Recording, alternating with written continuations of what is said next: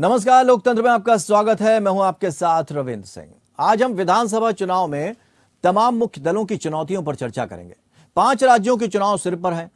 एक तरफ जहां बीजेपी एक सदी हुई रणनीति से अपनी सियासी पैठ बनाने में जुटी है, वहीं कांग्रेस अंदरूनी विद्रोह, बगावत और कलेश को झेल रही है। आम आदमी पार्टी विस्तार के दौर में है। इसके अलावा तमाम समुदायों को रिझाने की भी कोशिशें की जा रही हैं। आज हम सभी दलों की राजनीतिक रणनीति को समझने की कोशिश करेंगे और सियासी पैंतरेबाजी पर भी गौर करेंगे। खबर देखते हैं, फिर चर्चा आगे बढ़ाते हैं।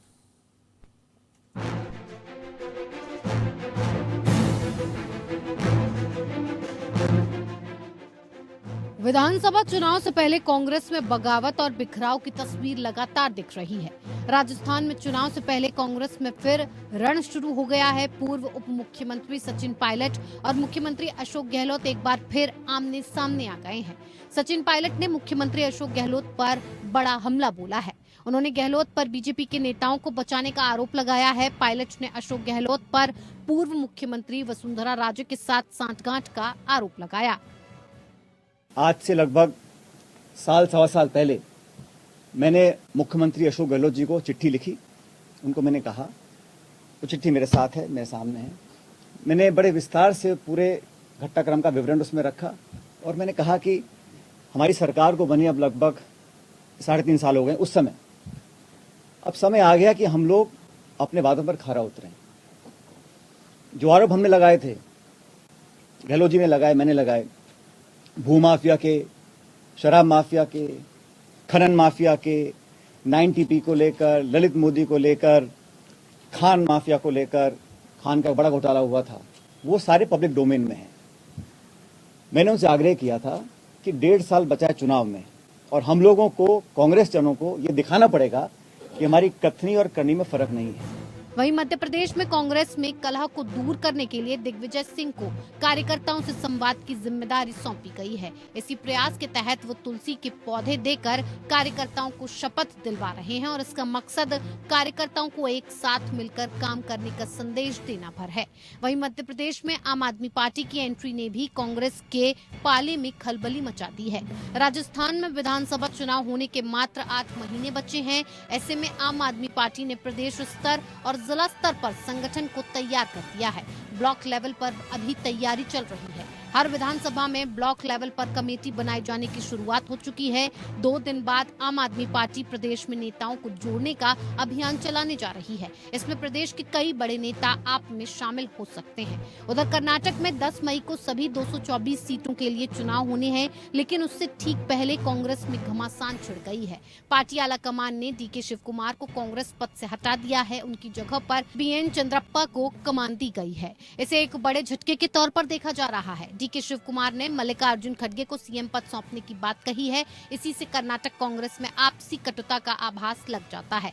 दक्षिण भारत के 6 राज्यों कर्नाटक, तेलंगाना, आंध्र प्रदेश, तमिलनाडु, केरल और पुडुचेरी में इस समय केवल कर्नाटक में ही बीजेपी की अपनी बूते सरकार है। पुडुचेरी में भी बीजेपी गठबंधन के साथ सत्ता में है। बीजेपी के दक्षिण प्लान का टेस्ट अगले महीने कर्नाटक विधानसभा चुनाव में होने जा रहा है।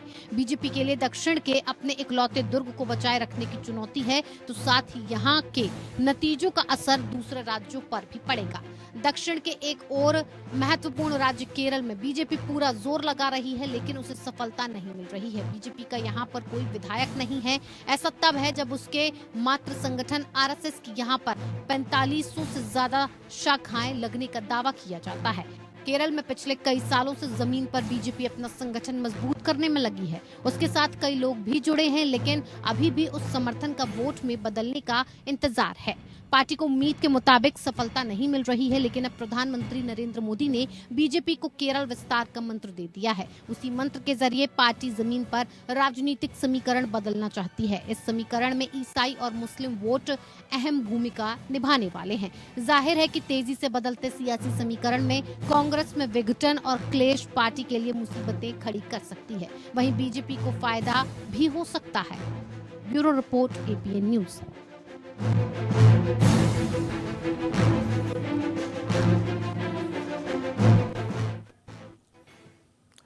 हर कोई चुनाव की तैयारी में है। 2024 तक का चूंकि रास्ता तय करना है, लेकिन उससे पहले कई पड़ाव हैं चुनाव के, जो कांग्रेस के खेमे में जागरूकता भी लाने की कोशिश कर रहे हैं। दम भरने की कोशिश कर रहे हैं ताकि इन सीढ़ियों के जरिए आगे बढ़ा जाए और इन चुनाव को अगर कांग्रेस जीतती है या वोट प्रतिशत के लिहाज से, सीटों के लिहाज से भी वो अपनी स्थिति मजबूत कर लेती है, तो शायद वो ये कहने में सक्षम हो जाएगी जनता के बीच जाने में कि देखो जनता जो है अब उसका मूड बदल रहा है और भारतीय जनता पार्टी को घेरने की कोशिश करेंगे। लेकिन भारतीय जनता पार्टी की अपनी रणनीति है, वो फेल होने से पहले या फतह हासिल करने से पहले पूरा होमवर्क करती है और उस होमवर्क के लिए वो किसी भी हद तक जाती है, यानी निचले कार्यकर्ता तक वो अपना मैसेज पहुंचाती है कि काम करना कैसे है। क्या कांग्रेस भी उस नीति पर चल रही है? इसको भी हम समझने की कोशिश करेंगे। 3 खास मेहमान इस चर्चा में हमारे साथ शामिल हैं। अश्विनी शाही, प्रवक्ता भारतीय जनता पार्टी, हमारे साथ जुड़े हुए हैं। रत्नाकर सिंह, प्रवक्ता कांग्रेस, हमारे साथ जुड़े हैं। डॉक्टर सुनील कौशिक, वरिष्ठ पत्रकार के तौर से उनके अनुभव को हम बांटेंगे। बहुत बहुत स्वागत करते हैं आप सभी का। रत्नाकर जी, आपसे हम शुरुआत करना चाहेंगे और समझना चाहेंगे कि कहते एक कहावत बहुत मशहूर है कि मेरी कश्ती वहां डूबी जहां पानी कम था। कांग्रेस के सामने अक्सर यह दिक्कत आ जाती है कि चुनाव से ठीक पहले या तो किसी को प्रदेश अध्यक्ष बनाते हैं या कोई ऊंचा पद देते हैं तो वो निकल लेता है आपके साथ, या फिर आप किसी को हटा देते हैं, मतभेद हो जाते हैं। ऐसी कलह आपका ही नुकसान करती हैं। इन पर पहले से होमवर्क नहीं होता। आप देखिए सचिन पायलट और दूसरी तरफ कर्नाटक की स्थिति, इनसे क्यों नहीं निपट पा रही कांग्रेस? आज तो हम लोग 3 ही लोग हैं, तो मुझे उम्मीद है कि बात कहने के लिए काफी समय मिलेगा और अपनी बातों को अच्छी तरह से रखें। देखिए रविंद्र जी, आज का परिदृश्य ऐसा है कि जब हम कोई बदलाव करते हैं, अपने संगठन में बदलाव करते हैं, किसी की जिम्मेदारियों में बदलाव करते हैं, तो उसको बगावत के सुर, कभी किसी को कॉम्प्रोमाइज करने की बातें कही जाती। और यही जब भारतीय जनता पार्टी अपने संगठन के अंदर कोई बदलाव करती है, जिम्मेदारियों का बदलाव करती है, या किसी को कोई जिम्मेदारी देती है, किसी को कोई दूसरी जिम्मेदारी देती है, तो उसको मास्टर स्ट्रोक बताया जाता है और एक रणनीति का हिस्सा बताया जाता है। तो विडंबना यही है। आज राजस्थान की तो चर्चा हो रही है, लेकिन आज कर्नाटक की चर्चा जो है मीडिया में बहुत ज्यादा नहीं हो रही, जहां पे कई सारे सिटिंग एमएलए, एक पूर्व एमएलए, पूर्व भाजपा के सांसद, इन्होंने पार्टी, हमारी कांग्रेस पार्टी ज्वाइन किया। और मैं आपको आज इस टेलीविजन के माध्यम से बताना चाहता हूं कि कर्नाटक में बहुत बुरी तरह से भारतीय जनता परास्त होने वाली है। लेकिन ये जो है, ये मीडिया में खबरें जो है वो कहीं कम दबाई जा रही है या नहीं बताई जा रही है, लेकिन राजस्थान की चर्चा जरूर की जा रही है। उसका भी मैं आपको बात बता देता हूँ। ऐसी बात गुजरात में भी कही गई थी। हाँ, मैं पूरी कर लूँ। ऐसी बात गुजरात के लिए भी कही गई थी। हेलो, ऐसी बात गुजरात के लिए भी कही गई थी कि बहुत बुरी तरह हमारा वोट प्रतिशत बढ़ेगा। गुजरात की परिस्थिति जरा अलग थी। गुजरात में क्या है, नोट तंत्र चला था, लोकतंत्र नहीं चला। वो शायद हम लोग जमीन पे काम किए, हमको पता था वहाँ पे किस तरह से नोट तंत्र। अच्छा, तो आम आदमी पार्टी ऐसे ही ले गई। आपके भी आरोप गजब के होते हैं रत्नाकर जी। नहीं, आम आदमी पार्टी तो एक मुखौटा था ना। उन्होंने देखा, आपने देखा कि किस तरह से मुखौटे का इस्तेमाल किया गया। और तो एक आध मुखौटा आप भी तैयार कर लीजिए ना। कांग्रेस के पास ऐसे मुखौटे क्यों नहीं है, बीजेपी के पास क्यों? एक मिनट खाली दीजिएगा, राजस्थान के ऊपर जरा क्लैरिटी दे दूं अपना, उसके बाद आप प्रश्न पूछिएगा, सब जवाब देंगे 3 ही लोग। राजस्थान में देखिए आज क्या परिस्थिति है। इसी तरह कहा जा रहा था कि भारत जोड़ो यात्रा जब राहुल गांधी कह रहे थे तो तमाम खबरें उड़ के आ रही थी कि कैसे ये सफल होगी यात्रा, कोई इधर जा रहा है, कोई उधर जा रहा है, कहीं कुछ समझ में नहीं आ रहा है, इसको सफल कैसे। लेकिन आपने देखा हमने कितनी शानदार यात्रा की वहां पे और कितना लोग हमारे साथ जुड़े। उसी प्रकार देखिए रविंद्र जी, एक बहुत क्लियर चीज बताना चाहूंगा मैं कि अगर लोकतंत्र के लिए भले हमारी सत्ता हो, अगर लोकतंत्र के लिए कोई नेता, अगर कहीं पे हमारा जो शीर्ष नेतृत्व है, अगर गहलोत जी बैठे हैं, अगर भ्रष्टाचार के ऊपर अगर जिस प्रकार कार्रवाई होनी चाहिए अगर नहीं हो पा रही है, तो अभिव्यक्ति की आजादी और हमारी पार्टी में बोलने की स्वतंत्रता है। और कोई भी आदमी प्रेस कॉन्फ्रेंस करके और कह सकता है कि भाई इन मामलों में जो है भ्रष्टाचार में कार्रवाई नहीं हुई है। और आप देखिएगा गहलोत जी आने वाले कुछ समय में वो सारे जो मुद्दे उन्होंने अभी कहे हैं उनके ऊपर एक्शन जरूर लेंगे। तो क्या ये लोकतंत्र को मजबूत करने की कवायद नहीं है कि हम अब तो समय हो गया, रातों रात कई मुख्यमंत्री बदल जाए, अब तो पूरी बात हो गई ना, कैबिनेट बदल जाए, अब तो पूरी बात हो गई, बड़ी पार्टी है आप बताइए, आपकी पूरी बात हो गई। उदाहरण दे रहे थे कि गुजरात में किस तरह से रातों रात मुख्यमंत्री ठीक है, कैबिनेट तक समझ गए, अब तो बात पूरी हो गई ना आपकी। आंखों में आंसू लेते हैं और मीडिया से बात करते हैं, लेकिन आप सुनिए तो, लेकिन वहाँ पे आला कमान के खिलाफ जो है छू तक नहीं बोलते हैं। ठीक है, अब सुन तो लीजिए, मैं तो कांग्रेस की बात कर रहा हूँ, आप कम से कम सुन तो लीजिए रत्नाकर जी, आप सुन तो लीजिए। अब तो आपको बात पूरी होगी ना, पूरा वक्त मिल गया ना आपको। अब तो पूछ लूं मैं ये कह रहा हूं, अगर आप कह रहे हैं कि आम आदमी पार्टी बीजेपी का मुखौटा है, आप भी एक दो मुखौटे तैयार कर लीजिए, क्या दिक्कत है?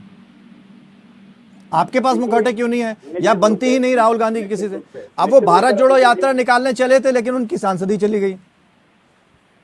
नहीं, सांसदी तो एक षड्यंत्र के तहत गया है, वो सारा चर्चा का अगर आप मौका देंगे तो बहुत सारी चीजें हैं जो अभी बहुत टाइम है, सब पे आएंगे, किस तरह से षड्यंत्र के तहत जो है सांसदी गई है। ठीक, तो ये सारी चीजें अगला अलग चर्चा का विषय है। और रही बात मुखौटे की और बी टीम तैयार करने की, सी टीम तैयार करने की, निश्चित रूप से भारतीय जनता पार्टी जो है इस कार्य में बहुत निपुण है। अच्छा देखिए, मैं तो एक बात जानता हूँ, राजनीति में जो एबीसी चलता है उसे सारे दांव पता होते हैं, जीतता वही है। तो कांग्रेस दांव भूल गई है, चापलूसों से गिर गई, ये समझना होगा। अश्विनी, ठीक है, अब अश्विनी जी से आपकी बातों को जवाब ले लें, क्योंकि आपने कई आरोप लगाए कि हम जो काम करते हैं तो उस पर चर्चा नहीं होता, इसी तरह की कहावत। हालांकि शेर व शायरी अगर अच्छी होती है हमारी तो थोड़ा सा बेहतर रहता है, लेकिन अश्विनी जी बताएंगे। अश्विनी जी, आपकी स्थिति कर्नाटक में बहुत अच्छी नहीं है, अंतरकलह आपके यहाँ भी है, लेकिन वो दिखाई नहीं देती। कुछ लोग डर के मारे नहीं बोले जाते हैं, कुछ लोगों का धीरे धीरे पत्ता साफ हो जाता है। लेकिन बात इतनी कि आप जीत पे बैठे हैं, आप सत्ता में हैं, और वो नहीं है। रविंद्र जी देखिए, आपने अभी यही तुरंत आपने कहा कि आप सत्ता में हैं और आपका अंतरकला दिखाई नहीं देता। तो अंतरकला भी आपको पता है और दिखाई भी नहीं देता, दोनों में बड़ा फर्क है। और ये बड़ा क्रिटिकल गैप है। जब दिखाई नहीं देता तो दिखाई नहीं देता से मतलब उस पर चर्चा नहीं होती, ये कहना चाह रहे रत्नाकर जी। जी, रत्नाकर जी ये कहना चाह रहे हैं उस पर चर्चा नहीं होता, लेकिन हमारे यहाँ अगर कुछ होता है तो उसका जोर जोर से चर्चा होने लगती है।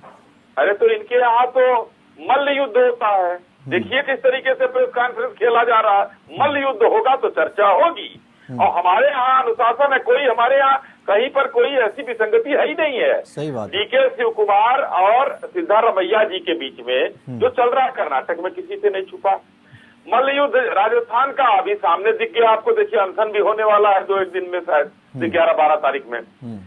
ये कहाँ है, नहीं है इनके यहाँ। मध्य प्रदेश की स्थिति देख लीजिए किस तरीके से है। अब दिग्विजय सिंह जैसे लोगों को सर्जिकल स्ट्राइक का और उसका जाकर सबूत मांगने वाले बाटला हाउस कांड में क्या क्या उन्होंने बोला, हाफिज सईद जी और पता नहीं क्या क्या जी, उसके बाद उनको वहां पर लगा रहे हैं। तो जनता जान रही है। राहुल गांधी जी जो पूरी व्यवस्था कर रहे हैं, आज सबसे बड़ी बात है, मैं तो बार बार कह रहा हूं कि राहुल गांधी जी स्वयं एक अंतरकल मतलब जो इंटरनल इनका है उसमें सर्जिकल स्ट्राइक के वो शिकार हो चुके हैं। रत्नाकर भाई को एक दिन बताया था कि ये आप लोगों ने अंदरूनी सर्जिकल स्ट्राइक कर दिया। तीसरी बात इन्होंने कहा, इनको जो माननीय अंदरूनी सर्जिकल स्ट्राइक में तो बीजेपी भी माहिर है ना। अब देखिए बड़े बड़े नेता आपके साफ हो गए, उनका आता पता नहीं रहा। यशवंत जी गायब हो गए, शत्रुघ्न सिन्हा गायब हो गए, आडवाणी जी कहाँ चले गए। किसी एक का नाम लीजिए जो 70 से 75 साल से कम हो, आप ले लीजिए कोई 53 साल का युवा बताइए ना हमको। अच्छा, तो मतलब अनुभव की कोई जगह नहीं है बीजेपी में?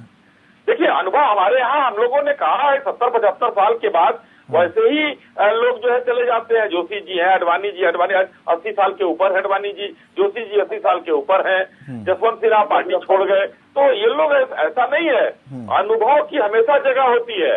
मगर अब राजनीति भारतीय जनता पार्टी ने एक परिपाटी में बदला है और विरोधी आजकल क्या, अभी मैं केजरीवाल जी की बात कर रहा था, रत्नाकर भाई ने कहा था कि बी पार्टी है, बी टीम है। शीला दीक्षित जी के साथ सरकार किसने बनाई थी उस दिल्ली में, वो बी टीम हमारी है सरकार, ये बना रहे हैं जिनके खिलाफ 2000 पन्ने का वो लेकर एविडेंस घूम रहे थे।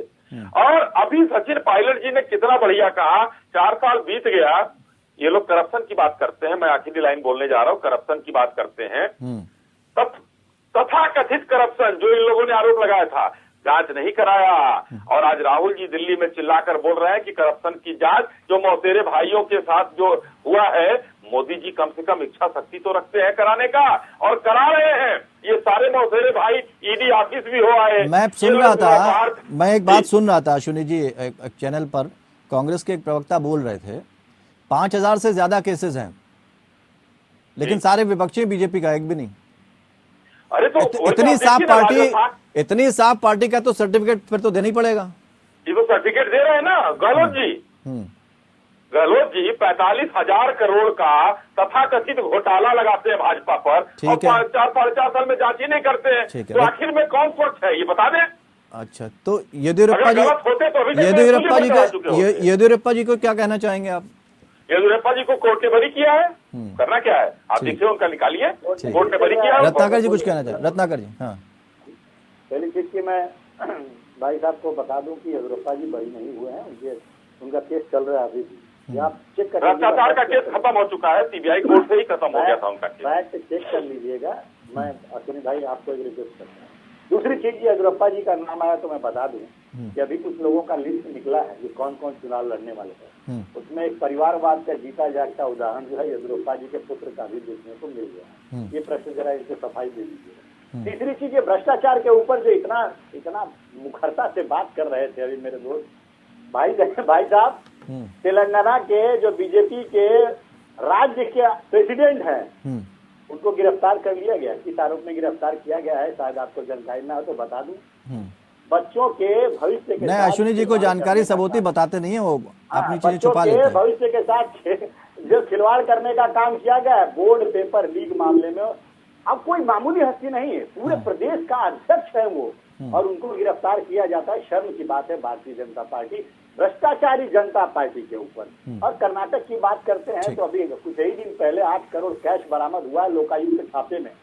तो वो आपके बीजेपी के एमएलए के पुत्र के यहाँ पे छापा पड़ा, वो 8 करोड़ कैश प्राप्त हुआ। वो कहाँ से प्राप्त हुआ वो मुझे लग रहा है कि वो, देखिए ये आरोप लगाने को कांग्रेस आरोप प्रत्यारोप तो है ना, लेकिन अपनी नाव पे तो आप ही सवार रहेंगे। चलिए सुनील कौशिक जी, आपसे थोड़ा समझना चाहेंगे, दोनों वक्ताओं को आपने सुना। दरअसल वर्तमान में क्या देखा जाए, कांग्रेस कहां पर स्टैंड करती है और भारतीय जनता पार्टी जो तमाम दावे करती है कि जनता का उसको पूरा बहुमत मिल रहा है, जनता के जरिए वो चुनकर सत्ता में आ रहे हैं, कितनी सच्चाई इन बातों में, और क्या लगता है कि कहां दिक्कतें आ रही हैं? देखो रवीन जी, जब लोकतंत्र में जब चुनाव में हम जाते हैं और चुनाव में जो जनता बहुमत देती है जिस पार्टी को, निश्चित तौर से उसको जनता का समर्थन कहा जाता है। चाहे मुद्दे कुछ भी रहे हो, चाहे जनता से वो कनेक्ट कर पाए हो चाहे न कर पाए हो। 2014, 2004 बहुत अच्छा एग्जाम्पल है हमारे देश के लिए। अटल बिहारी वाजपेयी से जैसा बड़ा चेहरा हार गया, और उस समय कांग्रेस के पास कोई बड़ा चेहरा भी उस समय नहीं था।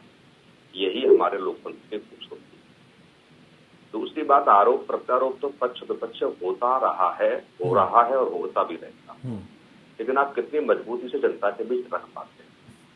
सचिन पायलट ने जो प्रेस कॉन्फ्रेंस की वो पहली बार नहीं किया, अपनी सरकार पर पहली बार आरोप नहीं लगाए। जो चीजें लोकतंत्र की, अभी हमारे मित्र कह रहे थे कि हमारा लोकतंत्र में नहीं, लेकिन एक बात तो उन्होंने कह रहा कि इंटरनल जो उनकी डेमोक्रेसी है हमारी पार्टी में, लेकिन भारतीय जनता पार्टी में तो वो भी नहीं है। वो लोग तो अपनी बात ही नहीं रख सकते, दबा दी जाती है उनकी बात। मैं हो सकता है कि वो सही कह रहे हैं, लेकिन ऐसा लोकतंत्र नहीं चाहिए पार्टी को जो घर परिवार की चीजें चौराहे पे जाके नीलाम करे। यदि मुख्यमंत्री से कोई शिकायत है, राष्ट्रीय नेतृत्व से शिकायत है, तो निश्चित तौर से वो बंद कमरे में बैठ के बात होनी चाहिए।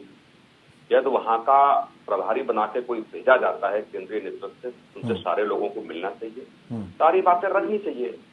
अब मेरे परिवार की जगह मेरा बेटा जाकर के चौराहे पे मुझे गालियां दे और कहे तो ये लोकतंत्र होगा मेरे परिवार का क्या? ये लोकतंत्र नहीं हो सकता। और इंदिरा गांधी जी के जमाने को जरा देखेंगे कांग्रेस के मित्र, तो तब लोकतंत्र नहीं था, सत्ता ऐसे ही चलती तो कहाँ रणनीति में कमी आ रही है या बातचीत में कमी आ रही है?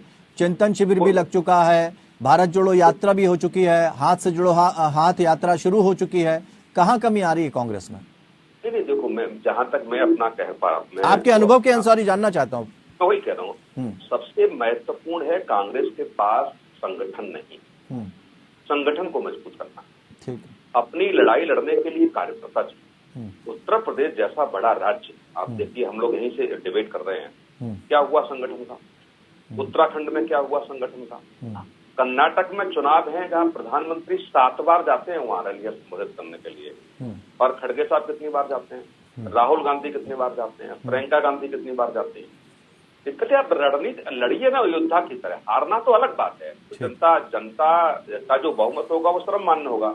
ठीक है, यानी एक तो संगठन पर उनको होमवर्क करना है, अच्छे से करना। मुझे लग रहा है वो कांग्रेस कर भी, लगातार बातचीत हो रही है, क्योंकि अगर मध्य प्रदेश की तरफ थोड़ा सा रुख करें तो दिग्विजय सिंह को भी जिम्मेदारी सौंप दी गई है, कमलनाथ को भी जिम्मेदारी सौंप दी, तो मुझे लग रहा है ये कहना उचित नहीं होगा, वो लोग जिम्मेदारियां सौंप रहे हैं।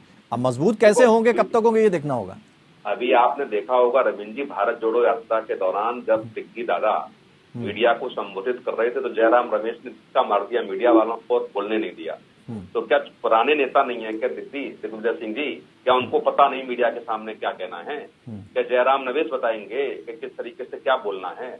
जब ऐसा बड़े नेताओं के बीच जो कई बार मुख्यमंत्री रहा हो, राष्ट्रीय संगठन के पदाधिकारी रहा हो, उनके सामने मीडिया को धकेल देना, और ये उस पूरे सीन को आप देखेंगे, एनालिसिस करेंगे तो ये पाएंगे कि आप दिग्विजय सिंह जो बोलना चाह रहे थे आपको भरोसा नहीं था, क्या बोल रहे? कांग्रेस में कमजोर कड़ियां ज्यादा है।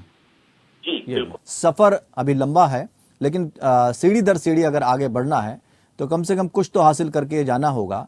जनता तक अपनी बात को कितनी मजबूती से पहुंचा सकते हैं ये बात अलग है, लेकिन आपका अंदरूनी तालमेल कितना है ये बहुत मायने रख जाता है। और रत्नाकर जी, यही बात जो है अभी सुनील कौशिक साहब कह रहे थे कि भाई आप एक तो संगठन स्तर पर मजबूत नहीं है, दूसरी चीज आपको आपके ही नेता नुकसान पहुंचाते हैं, जिस डाल पे बैठे हैं उसी को काटने पे तुले हुए हैं, वो भी ऐसे मौके पर जब आपको सबसे ज्यादा जरूरत होती है।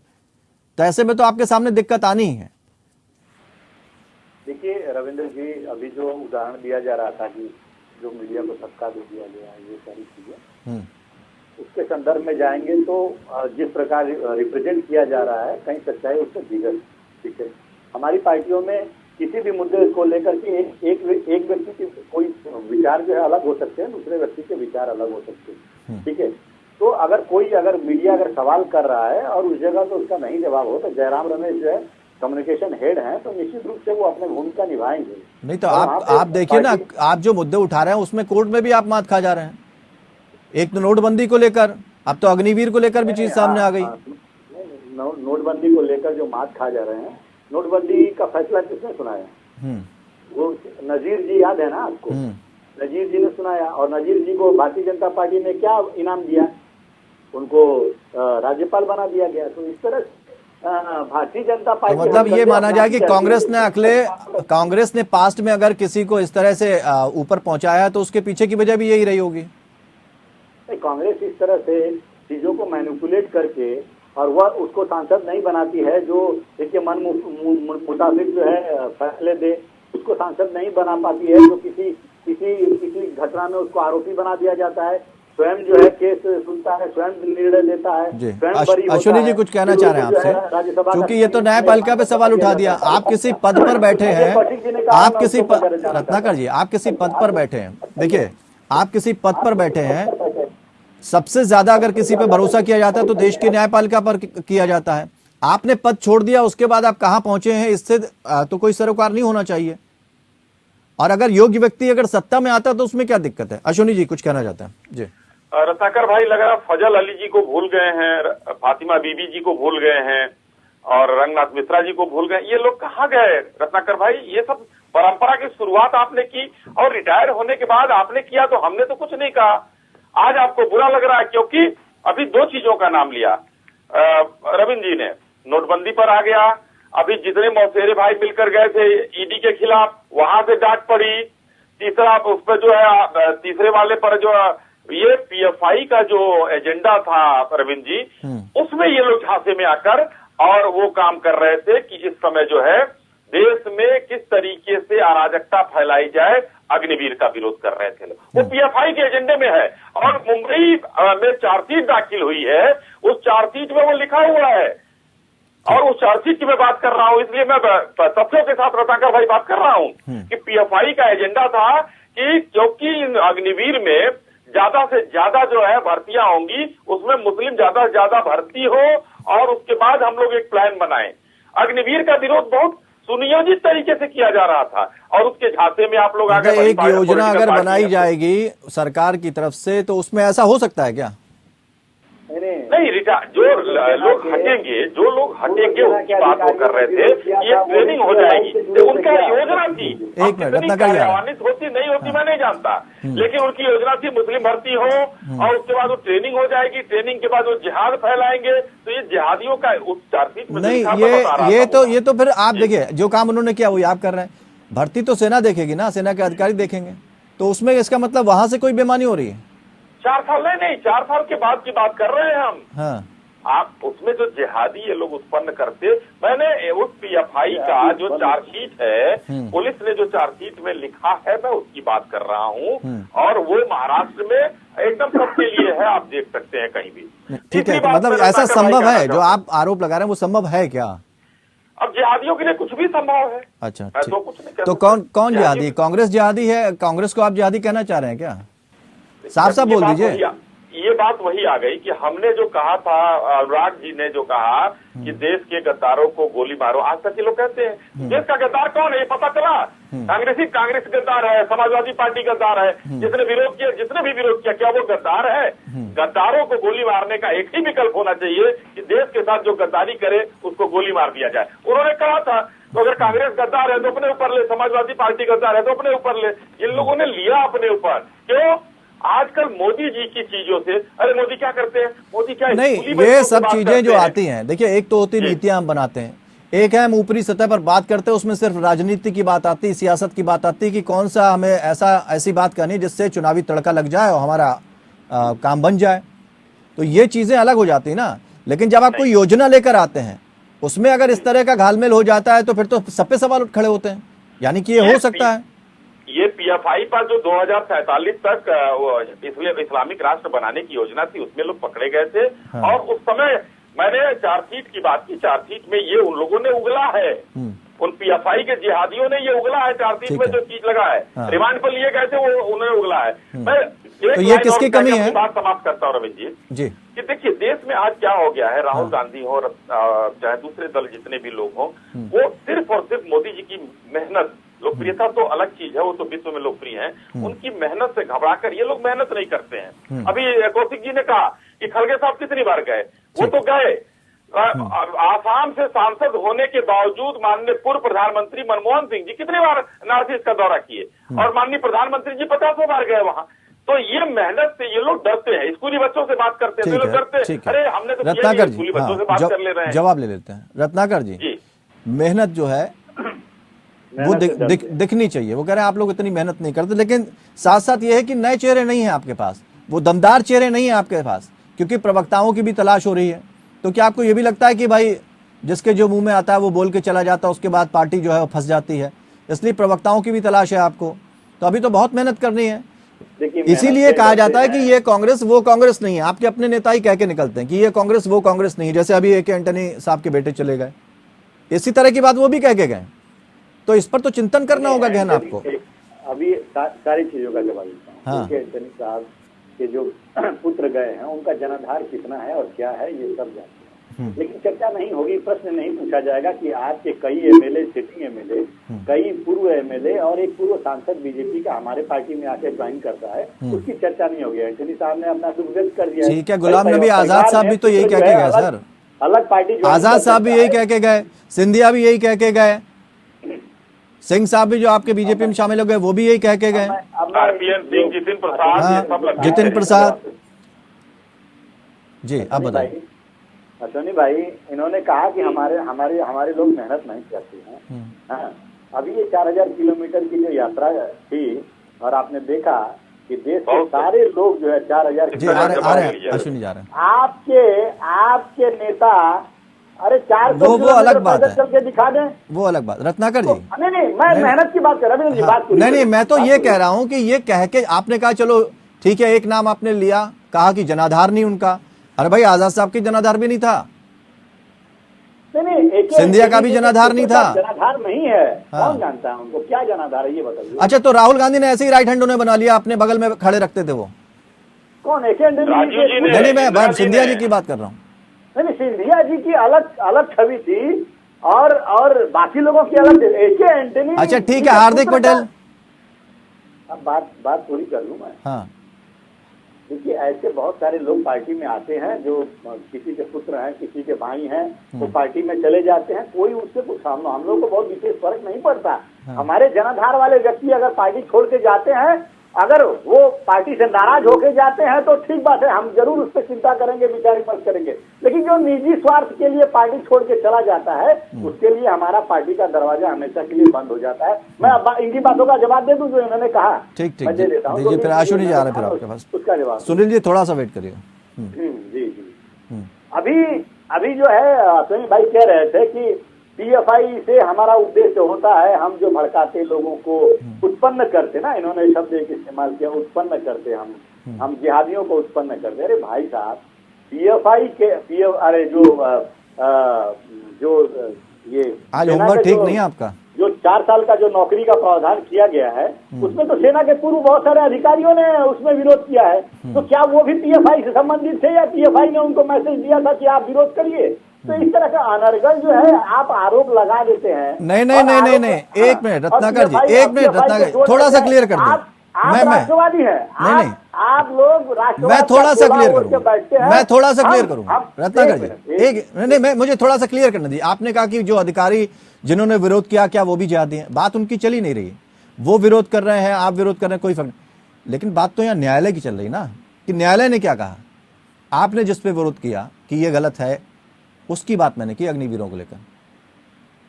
अभी आप समझिए न्यायालय ने क्या कहा। आज न्यायालय के ऊपर जो चीजें डिसीजन आ रहे हैं, आम जनता देख रही है और समझ रही है। अभी आप रविंद्र जी एक बताइए एक चीज, नोटबंदी में न्यायालय ने बोला कि ये सही था। अब आप बताइए, एक आम इंसान से भी पूछ लीजिए कि नोटबंदी क्या सही था? जितने पैसे जो है बैंक में जमा किए गए, उससे ज्यादा पैसे जो कैश पैसे जो मार्केट में आ गए, इस हिसाब से सही था। इतने दिनों तक जो है फ्री कर दिया गया था, टोल फ्री, ये फ्री, वो फ्री, तो कितना राजस्व का नुकसान हुआ, सैकड़ों लोग लाइन में लग के मर गए। लेकिन यह सरकार अपनी छवि को, जहां पर यह चूक होता है इनसे, अपनी छवि को बरकरार रखने के लिए नजीर जैसे लोगों को एक स्टेटमेंट दिलवाते हैं, एक बयान दिलवाते हैं और फिर उनको राज्यपाल बना देते हैं। ये न्यायपालिका का जो है किस प्रकार इस्तेमाल कर रहे हैं अपनी छवि को बनाने के लिए, ये पूरा देश देख रहा है। अश्विनी जी जवाब दे रहे हैं आपके। अश्विनी जी, देखिए 52 से 54 तक जो है, मैंने कहा ना कि वो फजल अली जी जो बनाए गए थे, वो राज्यपाल 52 में ही बना दिए गए थे रत्नाकर भाई। हम लोग पैदा भी नहीं हुए थे उस समय। लेकिन संगठन की मजबूरी, सुनिए अश्विनी जी, 2 टुकड़े हो जाए, ऐसा कुछ निर्णय दिया था? किस लिए बनाया गया था? अरे भाई, न्यायपालिका के लोगों को भी बनाया जाता है, लेकिन आपकी मंशा उन लोगों को बनाने की है। आपके हिसाब से निर्णय लेते हैं, उनको आप रिवार्ड देते हैं। उसी जज की बात कर लेता है। देखिए रत्नाकर जी, आप जानते हैं उसका प्रमोशन हो गया, आपको पता है ये बात? रत्नाकर जी, जिसने राहुल गांधी की सदस्यता को निलंबित किया, उसका प्रमोशन हो गया, आपको ये जानकारी है? रत्नाकर जी, दो वाकये, बहुत सारी चीजें होनी थी, लेकिन आप जो है न्यायपालिका सबूत है आपके पास, कर रहे हैं, ये देश सबूत है। देखिए फजल अली ने क्या क्या किया था कांग्रेस के लिए, ये कहीं पब्लिक डोमेन में है, आप पढ़ सकते हैं, कोई भी पढ़ सकता है। फातिमा बीबी ने क्या किया था, रंगनाथ मिश्रा ने क्या किया था। लेकिन मैं सिर्फ 2 बातों का जवाब देता हूं, अब उधर से मामला भटक जाएगा रविंद्र जी। रत्नाकर भाई जो बोल रहे थे, मैं 2 बातें सिर्फ इनसे पूछना चाहता हूं। पहला, एक व्यक्ति बता दें कोई भी कांग्रेस में जो मोदी जी की तरह जनाधार वाला नेता हो, और दूसरा ये जो 3,500-4,500 हजार किलोमीटर की जो मेहनत उन्होंने किया है, यात्रा करके मेहनत पर बात आई, तो क्या उन्होंने तो स्पष्ट रूप से कहा कि मैंने तो राहुल गांधी को मार दिया, ये मेरी राजनीतिक यात्रा नहीं है। उस समय गुजरात में चुनाव हुआ तो एक जगह गए, हिमाचल में गए नहीं, तो क्या वो राजनीतिक यात्रा थी, एनजीओ थी? आप वो मेहनत बताइए ना राजनीति के लिए उन्होंने कहा। अच्छा एक बात बताइए अश्विनी जी, ठीक है, ये मैं सुनील जी से भी ले लें दीजिए, फिर मुझे ऐसा लगेगा वो बैठे रह जाएंगे। सुनील जी, अभी मैं आ रहा हूं, आपके पास आ रहा हूं, सुनील जी के पास आ रहा हूं। सुनील जी, अभी अश्विनी जी ने ये कहा कि कोई नरेंद्र मोदी जी के अलावा कोई चेहरा ऐसा बता दीजिए जो इतने जनाधार वाला नेता हो। मैं सिर्फ ये जानना चाहता हूं कि एक राज्य का सीएम, उसका कोई जनाधार नहीं होता। मान लीजिए मैं 3 नाम आपको गिना देता हूं। ममता बनर्जी मान लीजिए मैंने गिना दिया, क्या उनका अपने राज्य में कोई जनाधार नहीं, कोई पहचान नहीं? या फिर अरविंद केजरीवाल जिस तरह से कहते हैं, क्या उनका अपना कोई जनाधार नहीं? 2 राज्यों में जल्द से जल्द उन्होंने सरकार बना ली, कम समय में ज्यादा उठे, ठीक है। और भी हम नाम बीजेपी के नेताओं के भी गिना सकते हैं। तो क्या भारतीय जनता पार्टी में भी ऐसा कोई नेता नहीं है जो इतना जनाधार वाला हो? आज हमारे पास, हमारे देश में इतने करोड़ की जनता में अच्छे नेताओं का अकाल पड़ गया है इस वजह से। मैंने अभी रविंद्र जी कहा 2004 में अटल जी से बड़ा चेहरा नहीं था इस देश में, और कांग्रेस ने कोई बड़ा चेहरा लाके चुनाव नहीं लड़ा था, ठीक बात, और अटल जी हार गए। तो ये तो देश की जनता तय करेगी कौन बड़ा है कौन छोटा है। हाँ, लेकिन ये निश्चित तौर है कि अभी बड़ा है, अभी बड़ा है आपके पास। तो ये अश्विनी जी का अहम बोल रहा, क्या ये बता दीजिए, अब मुस्कुराएंगे अश्विनी जी? कभी कौन निकल के आ जाए हम कह सकते, लेकिन इसलिए वो बड़ा चेहरा नरेंद्र मोदी बने रहेंगे क्योंकि कांग्रेस के प्रवक्ता बैठ के ये कहते रहेंगे वो जज का प्रमोशन हो गया जिसने राहुल गांधी के खिलाफ आदेश दिया था। तो जनता हंसती है इस बात को लेकर के कि क्या सरकार जज के प्रमोशन करती है, क्या अकेले जज का प्रमोशन हुआ, क्या प्रमोशन होने वाला था जितने जजों का उस लिस्टिंग में वो नहीं थे क्या? एक बात, ऐसा आपको लग रहा है कि वास्तव में इस आदेश के बाद जज का प्रमोशन राजनीतिक कारणों से हुआ है, तो आप कोर्ट क्यों नहीं जा रहे? आ रहे तो आपके पास कोई ऐसे इनपुट हैं तो जिसके खिलाफ जाएंगे। क्या कभी जजों के खिलाफ क्या कार्रवाई नहीं हुई? क्या दर्जनों नहीं सैकड़ों ऐसे एग्जाम्पल हैं जजों के खिलाफ भी कार्रवाई हुई है। यदि कभी हाईकोर्ट या सुप्रीम कोर्ट ने यह महसूस किया है कि किसी भी जज ने प्रेशर में फैसला दिया या पैसे का लेन देन करके फैसला दिया है तो उन जजों के खिलाफ भी कार्रवाई नहीं, लेकिन एक सवाल ये भी उठता है ना सुनील कौशिक जी की, अगर कांग्रेस ने ऐसा किया तो हम भी ऐसा करेंगे। हम तो एक एग्जाम्पल सेट कर सकते ना, या हम भी ये कहेंगे कि पिछलों ने तो कर लिया, हमने किया तो क्या बुरा किया? नहीं, देखो जो व्यक्ति, जैसे आप ये कहिए तमाम मीडिया के लोग बाद में पॉलिटिक्स में जाते हैं तो आप ये पूरी जिंदगी का मीडिया का ये दिखा देंगे आपके साथ किसी भावनाओं से तमाम आईएएस होते हैं इस तरीके के जो जाते हैं बाद में पॉलिटिक्स में। तमाम मैं एसएसपी को जानता हूं जो अभी डिबेट में बैठ करके आईपीएस जो है रिटायर्ड हो गए, वो चिल्लाते हैं किसी पार्टी के पक्ष में, तो अब ये कहें कि सब 30 साल वो आईपीएस रहे थे तो किसी पार्टी के पक्ष में उन्होंने निर्णय लिए होंगे क्या? ये सब कहने की बात है। जब हम कुर्सी पर बैठते हैं संविधान सर्वोपरि होता है, संविधान के हिसाब से हम निर्णय लेते हैं। चाहे वो बिल्कुल जानबूझ के भी कहना चाहे हम निर्णय लेंगे तब भी निर्णय नहीं लेने दिया जाएगा। ये संविधान के हाथ भी बंधे होते हैं। आप भी, जैसे मैं आपका भी एग्जाम्पल दे रहा हूँ कि जब आप एंकर की कुर्सी पर बैठे हैं तो ये ब्याज की कुर्सी होती है। अब आप इस पर बैठ करके आप पक्षपात नहीं कर रहे हैं, अब लोग आरोप लगा दें नहीं साहब आप पक्षपात कर रहे हैं, तो ये नहीं हो सकता है। केवल आप अपने हिसाब से निर्णय लेंगे। यदि आपके पक्ष में कोई बात कह देगी तो आप हंसेंगे मुस्कुराएंगे और आपको आईना दिखाने का काम कर दिया तो आप नहीं, मैंने भी सुनी है, ऐसी बात नहीं है। कभी कभी अश्विनी जी गुस्सा हो गया हमसे। जी जल्दी से, अच्छा रत्नाकर जी को सुन लेते हैं, एक छोटा सा ब्रेक लेंगे। थोड़ा सा रविंद्र, क्या विनय कटियार के खिलाफ कार्रवाई नहीं हुई? विनय कटियार साइड में नहीं गए? अभी बहुत टाइम है रत्नाकर जी, चिंता मत करिए, अभी है हमारे पास टाइम। मैं ये कह रहा हूँ विनय कटियार हो, मुरली मनोहर जोशी हो, अडवाणी जी हो, उमा भारती हो, तमाम नेता हैं जो बीजेपी ने साइडलाइन किया। क्या हुआ उसमें? ठीक, जो लोग विरोध करना है करिए ना। कांग्रेस निर्णय थोड़ा लेट ले पा रही, जज्बा होना चाहिए। पंजाब में जी रत्नाकर जी बात रख लीजिए, ठीक है। रत्नाकर जी को समय पर ले लिया होता तो आप पार्टी की सरकार नहीं होती, कांग्रेस की सरकार होती। देखिए कौशिक जी जो बात कह रहे हैं, बड़े भाई हैं, बहुत सम्मान करते हैं कि लोग जो अपनी कुर्सी पर बैठते हैं तो अपनी जिम्मेदारियों को निभाते हैं, वो किसी पार्टी या किसी धर्म या किसी दल को देखकर निर्णय नहीं लेते। लेकिन ये तो इथिकल बात हुई। अब बरही बात राजनीति की, तो राजनीति में ऐसा यदा कदा देखने को मिलता है कि जो है राजनीति में जो लोग बैठे हैं वो अपने हिसाब से काम न करें, या किस आदमी को जब चुनता है आदमी, चुनाव आयोग का ही उदाहरण ले लीजिए, यानी ये है कि आयुक्त चुने जाते थे अपने हिसाब से निर्णय दिया, अभी निर्णय दिया ना, जो भी सत्ता में आता है वो कहीं ना कहीं कुछ ना कुछ घालमेल जरूर करता है, यही कहना चाह रहे हैं ना आप? एक छोटा सा ब्रेक आ रहे हैं रत्नाकर जी, एक छोटा सा ब्रेक लेंगे। और ये भी बड़ी बात है कि क्या वास्तव में ऐसा होता है कि जो सत्ता में आता है थोड़ा बहुत घालमेल कर लेता है? क्या नीतियों में बदलाव आ गए हैं? क्या जिस तरह की राजनीति वर्तमान में चल रही है उसमें भी कोई बदलाव आया है? क्या अटल जी की जो नीतियां थी वही मोदी जी की नीतियां हैं, या पुराने समय में जो नेहरू की नीतियां थी वही कांग्रेस नीतियों को लेकर आ रही है? संगठन को मजबूत करने की भी बात चल रही है, अंदरूनी कलेश की भी बात चल रही है, निपटे कैसे, कौन कितना ताकतवर, क्योंकि चुनाव दर चुनाव आगे बढ़ना है और 2024 तक की दूरी तय करनी है। तीनों खास मेहमान हमारे साथ जुड़े हैं। शुरुआत करते हैं, चूंकि रत्नाकर जी कुछ कहना चाह रहे थे, उसके बाद हम आगे बढ़ते हैं। रत्नाकर जी, देखिए दो चीजें हैं, आप भले ही कुछ भी कह लें।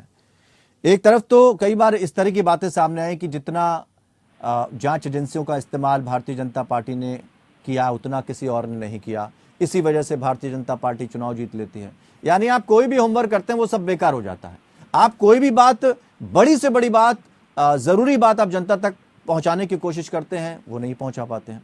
इसीलिए आपने ये आरोप लगाया कि जांच एजेंसियों का गलत इस्तेमाल होता है। दूसरी बात, आप सचिन पायलट भी यही बात कह रहे हैं, यानी आपकी जहां सरकार है वहां भी दिक्कत है आपको और आपके नेताओं को, और जहां नहीं है वहां तो दिक्कत है ही आपको। सचिन पायलट ने कुछ एक केसेस के बारे में चर्चा किया है, जिसको वो सरकार से जो गहलोत जी को उसको संज्ञान में लेने की बात कही है। उन्होंने कुछ इस तरह नहीं किया है कि सरकार जो है अपने सत्ता का जो है दुरुपयोग कर रही है और तानाशाही रवैया है। देखिए भारतीय जनता पार्टी क्या करी आज देखिए ना, भारतीय जनता पार्टी तमाम 6 राज्यों में उन राज्यों में जहां पे हमारी सरकारें थी, यहाँ पे उन्होंने केंद्रीय एजेंसियों का दुरुपयोग किया, और न सिर्फ केंद्रीय एजेंसियों का दुरुपयोग किया, धन बल के तहत जो है विधायकों को खरीदने का भी काम किया। तो सत्ता का दुरुपयोग ये हमेशा से तो सचिन वही तो कहना चाह रहे हैं, देखिए सचिन पायलट वो कहना चाह रहे हैं कि वो दुरुपयोग कर रहे हैं, आप तो प्रयोग ही नहीं कर पा रहे हैं जी। राजस्थान में बहुजन समाज पार्टी के सारे विधायक कांग्रेस में चले गए, वहाँ कौन से दुरुपयोग से हो गए? हाँ, वहाँ कौन सी एजेंसियों का दुरुपयोग हुआ रत्नाकर भाई? कहाँ पे सुना नहीं। राजस्थान में बीएसपी के विधायक शामिल हो गए कांग्रेस में, 99 ही तो जीते सारे थे। के सारे चले गए। नहीं, अरे तो ठीक है ना, ठीक है ना, लोग हमारे पार्टी में आते हैं, हम उनका स्वागत करते हैं। तो यही बात तो बीजेपी कह रही है, हम तो नहीं भेजते ना। यही बात तो बीजेपी कह रही है। नहीं, आगे की तो बात सुनिए, हम ईडी के नोटिस नहीं भेजते ना उनको, हम उनके ऊपर आईटी इनकम टैक्स का रेड नहीं करवाते ना। अरे आप मेरी बात तो समझिए, आगे बात तो समझिए। जो शिक्षा हम समझ ही रहे हैं सर आपको, उसके लिए स्वागत है। लेकिन कहीं न कहीं केंद्रीय एजेंसियों के ईडी के नोटिस जाते हैं। आप 50 खोखे सुप्रीम कोर्ट तोता क्यों कहता था, आप नोटिस नहीं भिजवाते, तोता क्यों कहता था? नहीं तो आप कैसे, भारतीय जनता पार्टी जो है केंद्रीय, अच्छा ठीक है, आपकी ये बात मान लेते हैं, चलिए आपकी हम ये बात मान भी लेते हैं। फिर कर्नाटक कैसे जीतेंगे? आप कैसे दावा कर रहे हैं कर्नाटक में जीत जाएंगे आप कैसे हिमाचल में जीत गए? आप फिर से क्वेश्चन पूछिए। मैं ये जानना चाह रहा हूँ, हिमाचल में आपने चुनाव जीत लिया, दिल्ली में आम आदमी पार्टी ने चुनाव जीत लिया, एमसीडी भी जीत लिया, अब आप कर्नाटक का भी जीत का दावा कर रहे हैं। तो अगर सब गड़बड़ है तो आप कैसे जीत पाएंगे? फिर तो कोई जीत ही नहीं पाएगा। जहाँ पे इस तरह की परिस्थितियां लगती हैं इनको कि जहाँ पे जो लोगों को तोड़ सकते हैं, वहाँ पे अगर संख्या बल इनका मिल सकता है तो बहुत सारा जगह ये उनको तोड़ करके और अपनी सरकारें बनाए ना। 6 राज्यों में हमारी सरकारों को गिराए, किस बदौलत, किस आधार पे गिराए इन्होंने? महाराष्ट्र की बात ले लेता हूँ। नहीं वो अभी तो 17 लोगों के ऊपर ईडी के नोटिस आते हैं, उनके ऊपर जो है कार्रवाई होती है। लेकिन जैसे ही वो सरकार टूटती है और शिंदे सरकार बनती है और भाजपा की सरकार बनती है, वो सारे चीजें धुल जाती है, खत्म हो जाता है। वो एक अलग बात है, वो देखिए किस तरह से नहीं भारतीय जनता पार्टी उससे आपके, अरे उससे आपको सर मजबूती मिल जाएगी। उसमें बीजेपी डिटर्जेंट पाउडर में काला कपड़ा, वो ठीक है रत्नाकर जी दूर निकल गए आप। अरे रत्नाकर जी दूर सुनिए, तो कितने भी काले लोगों को लेकर आते हैं उसको उसमें डालते हैं, वो पवित्र हो जाते हैं। नहीं वो कह रहे हैं कि आप उन्हें काला करके बेचते हैं, वो सफेद कर देते हैं। सगुफा रहा है, ये तो करते आ रहे हैं। क्यों अश्विनी जी, ये आरोप आप पे लग रहे हैं? 1 लाख नहीं ये पूछना चाह रहे हैं, इन्हें काला करता कौन है? हाँ रविंद्र जी, 1,10,000 करोड़ काला आया है, वही ईडी के और सीबीआई की जांच में। स्विस बैंक में दोगुना भी हो गया है, स्विस बैंक। अरे रत्नाकर जी, काला धन दोगुना हो गया, रत्नाकर जी आप देख लीजिएगा, आप ही के कार्यकाल में दोगुना हो गया है, सिर्फ 9 साल के दौरान।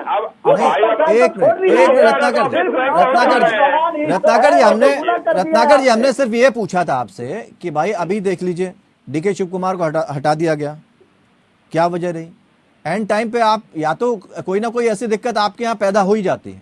देखिए ऐन मौके पर अगर ये फेरबदल होते तो दिक्कत तो आनी ना आपके मैंने सामने। कहा कि हम अपनी रणनीति में जब बदलाव करते हैं, हम जब किसी को दूसरे को जिम्मेदारी देते हैं तो उसमें जो है इफ एंड बट लगाया जाता है, उसमें जो है शंका व्यक्त की नहीं, वो तो जाती कह रहे हैं खड़गे से उसमें जो है खड़बट थी कहीं इसलिए ना हटा कहीं दिया। कोई शगुफा। और अरे ये जब कुछ कर सकते हैं अपनी संगठन को मजबूत करने के लिए, चुनाव जीतने के लिए, तो हम कर रहे हैं तो क्या गुनाह कर रहे हैं क्या बताइए। बात है। चलिए अभी अश्विनी तो जी, कर्नाटक में चाहते हैं कि हम वहाँ पे सत्ता में आए, अभी तो दूसरे राज्यों में आपकी भी जो चाहेंगे कि सत्ता में आप आए। जो तो कहते हम भी, हैं, हमारा जैसा भी कि अधिकार रत्नाकर है। जी बोल रहे हैं, राठौर- आप हमारे ऊपर राठौर आरोप एक मत बड़ी लगाइए। नेशनल पार्टी रत्नाकर जी होने के पूछ ले नाते रहे हैं। हमारा भी अधिकार है कि हम ठीक है। बदलाव करें। ठीक है, अब वो तो खैर कर्नाटक में बताएगा जिस तरह की जीत का आप दावा कर रहे हैं। आपके राहुल गांधी जी पे तो संकट के बादल छाए हुए हैं, आप कैसे जीतेंगे ये भी देखना होगा, और आपके सामने चुनौती भी है, साबित करते हैं बहुत अच्छा है।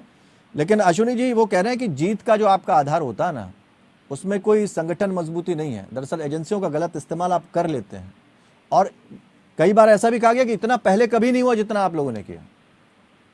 देखिए, पहले जो इन लोगों ने किया तो 4,000 करोड़ रुपए भी आए थे, वो लिखा पड़ी में। आज 1,10,000 करोड़ आए, तो सब हम लोग पकड़ के ले आ रहे हैं, तभी तो आज ये स्थिति नहीं, हुई। लेकिन एक स्थिति अभी भी बनी हुई है अश्विनी जी। जब आप कांग्रेस थी सत्ता में, तब आप उनसे लिस्ट मांगते थे कि भाई जिनका काला धन है उनके कौन सा उनकी सूची दीजिए, उनके नाम दीजिए, तो आप कहते थे कांग्रेस नाम नहीं दे रही है। आज उन नाम को आप कांग्रेस को दे दीजिए, सूची मिल गई होता। रविंद्र जी देखिए, अभी देने की जरूरत नहीं, धीरे धीरे हमने शुरू कर दिया है। आप गिनती अच्छा। कर लीजिए, फारूक अब्दुल्ला से लेकर और जितने लोग उस दिन मार्च करके ईडी ऑफिस में जा रहे थे, वो सारे लोगों के खिलाफ जांच चल रही है। और बरामद हुए पैसे, फारूक अब्दुल्ला 113 करोड़ के तेल घोटाले में है, 8 करोड़ की प्रॉपर्टी सीज हो चुकी है। मुलायम सिंह यादव जी का वो वहाँ देखिए, मुलायम सिंह यादव जी का ऑफिशियल बयान है कि अमर सिंह नहीं होते तो मैं जेल में होता। तो ये सारे लोग जब जा रहे थे तो ये हम लोग काम कर रहे हैं। आज इकट्ठा इन लोगों को फाइल बंद हो गई है सुनी जी, मुलायम सिंह यादव की फाइल बंद हो गई है, कोर्ट ने कह दिया ओके, कुछ नहीं निकला। नहीं, वो तो फाइल बंद मैं नहीं कर रहा हूँ, लेकिन मुलायम सिंह जी के बयान की मैं बात कर रहा हूँ। कौशिक जी, तो ये उन्होंने कहा अमर सिंह नहीं होते, अमर सिंह ने आपने जिन पे आरोप लगाया, आपके ही सत्ता में उनके अवार्ड मिल गया, और ऐसा मिला जिसपे आप कुछ कह ही नहीं सकते। एकदम मिला, आरोप की बात नहीं कर रहा हूँ मैंने। मुलायम सिंह जी के बयान की बात की, अमर सिंह नहीं होते तो मैं जेल में होता।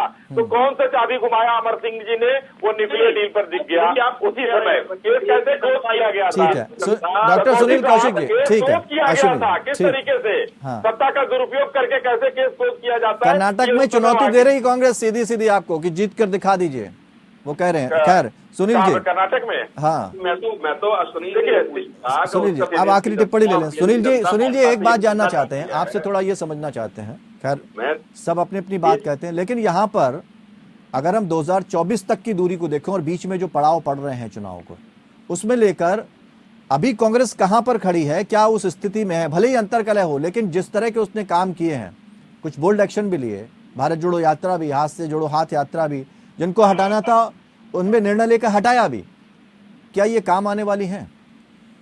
देखो रविंद्र जी, 2024 अभी दूर है और इसमें नहीं, मैं 2024 की नहीं, मैं है वर्तमान की बात कर रहा हूँ। कहाँ खड़ी है कांग्रेस? देश की सबसे बड़ी पार्टी है, विपक्ष में रहते हुए, और ये विपक्ष में बैठे हुए राजनीतिक दलों को भी समझना पड़ेगा, कोई भी राजनीतिक दल नहीं है जो उनका नेतृत्व। और बीजेपी और कांग्रेस की ये सबसे बड़ी जिम्मेदारी बनती है कि उनको अपनी स्थिति के नीचे कैसे लेके आए, कौन सी ऐसी भूमिका बने। शरद पवार अलग जा रहे हैं, ममता बनर्जी अलग जा रहे हैं, केजरीवाल अलग जा रहे हैं, तो ये सारे लोगों को आप लाएं, कौन सा मुद्दा है आपके पास? किसी मुद्दे पर साथ नहीं होना चाहते। यदि भ्रष्टाचार के ऊपर पत्र लिखेंगे तो 8 पार्टी आ जाएंगी, जेपीसी की मांग को लेकर करेंगे तो 17 पार्टी आ जाएंगी, किसी और मुद्दे को लेकर के होंगी तो आगे पीछे आंकड़ा हो जाएगा। तो कम से कम कोई एक ऐसा मुद्दा तो हो जिस पर सारे राजनीतिक दल एक साथ आकर के 2024 को चैलेंज करें। मुझे तो नहीं दिखता अभी ऐसा कोई मुद्दा है। दूसरी बात, बड़ा स्पष्ट शब्दों में मैं कह दूं, चाहे कांग्रेस को थोड़ा बुरा भी लगेगा, राहुल गांधी के नेतृत्व में विपक्ष एक साथ नहीं आएगा जिसकी, और कांग्रेस में तमाम बड़े दिग्गज नेता हैं, इसमें भी कोई बात दो राय नहीं है, बहुत अच्छे नेता हैं, बहुत बड़े नेता हैं, यदि उनके नेतृत्व में कोई चीजें की जाती हैं। एक चलते चलते 30 सेकंड में जवाब चाहेंगे, 30 सेकंड में। आप कह रहे हैं कांग्रेस के पास बड़े दिग्गज नेता, बीजेपी के पास नहीं है क्या? एक ही चेहरा है।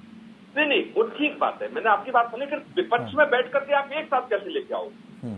बीजेपी का तो कोई है ही नहीं तोड़।